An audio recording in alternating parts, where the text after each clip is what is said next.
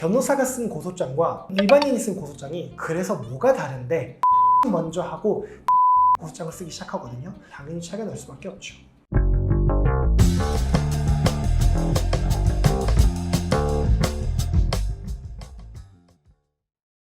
네, 오늘은 고소장 작성 꿀팁, 부제, 고소장은 셀카와 같습니다 라는 제목으로 잠시 말씀 나눠보도록 하겠습니다. 우리 의뢰인이 자기가 겪은 일을 쭉 설명을 해줘요.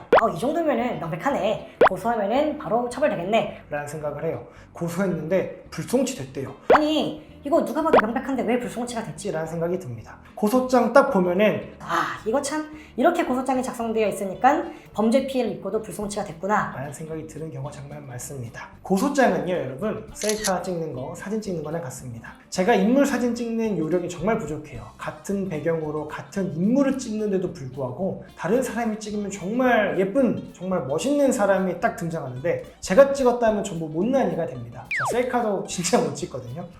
사진이라는 게 되게 신기하더라고요. 어느 순간 느낀 거예요. 배경도 같고요, 사람도 같아요. 근데 촬영 각도를 어떻게 하느냐, 좀 더 위에서 찍느냐, 좀 더 아래에서 찍느냐, 줌을 어떻게 하느냐, 빛을 어느 정도 줄 건지, 상반신만 나올 건지, 벌써 복잡하죠. 결정할 게 많죠. 이렇게 작은 거 하나하나 어떻게 결정하느냐에 따라서 모델이 등장하기도 하고 이불 킥하고 싶은 흑역사 사진이 나오기도 합니다. 여러분, 고소장 역시 마찬가지예요. 의뢰인이 겪은 사실관계는 동일합니다. 하지만 어떻게 작성하느냐에 따라서 고소장이 주는 이미지는 정말 천차만별입니다. 같은 내용을 쓰더라도 어떤 단어를 사용할 건지, 가해자와 있었던 모든 사실관계 다 쓸 수 없으니까 그 중에 어떤 부분을 넣을 거고 어떤 부분을 뺄 건지, 어떤 부분을 강조할 거고 겪은 일을 시간 순으로 쓸 건지 아니면 중요한 순서대로 쓸 건지, 범죄 피해가 발생한 이후에도 여러 가지 사실관계가 있을 건데 그걸 넣을 건지 뺄 건지, 특히 중요한 게 어떤 단어를 사용해서 이거를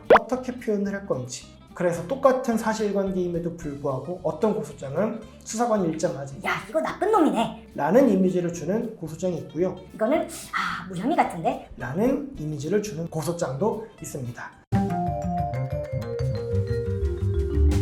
네, 당연히 있었습니다. 이걸 결국 궁금해하시는 것 같아요. 변호사가 쓴 고소장과 일반인이 쓴 고소장이 그래서 뭐가 다른데 변호사는 어떻게 고소장을 쓰냐면요, 일단 사실관계 파악을 해요.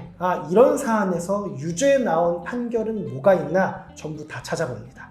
이런 사안에서는 이게 강조돼서 유죄가 나왔네. 똑같은 사안인데 이런 점 때문에 무죄가 나왔네. 검토를 해요. 그런 다음에 유리한 요소, 불리한 요소 뽑아냅니다. 우리 사안에서 유리한 요소는 뭐가 있나? 한마디로 다른 데서 똑같이 유죄가 선고된 사례 중에 우리 사안에 갖다 쓸 건 뭐가 있나? 다른 데서 무죄가 나온 사안 중에 우리 사안에서 피해야 될 건 뭐가 있나? 이거 분석 먼저 하고 틀을 짜놓고 고소장을 쓰기 시작하거든요. 그러니까 변호사는 이렇게 쓰기 시작하고 일반인들이 쓰실 땐 이런 분석 없이 내가 있었던 일 쭉 쓰기 시작하니까 당연히 차이가 날 수밖에 없죠. 여러분, 사진 찍을 때 각도, 조도, 확대 정도, 피사체, 위치를 어떻게 해야 좋은 사진이 되냐, 이거는 일반인이 아니라 사진을 전문적으로 공부하고 연구한 사람이 잘 알 수 있잖아요. 고소장 역시 마찬가지예요. 내가 그냥 있었던 일 쓰면 되지. 이게 아닙니다. 고소장은 어떤 내용을 어떻게 표현할지, 뭐가 중요한 내용이고 뭐는 중요하지 않은 내용인지, 뭐는 유리한 내용이고 어떤 건 불리한 내용인지, 이건 누가 잘할까요? 법을 전공한 변호사가 가장 잘 알겠죠. 그런 것들을 선별할 수 있는 변호사를 통해서 고소장을 작성하시기를 권유드립니다. 감사합니다.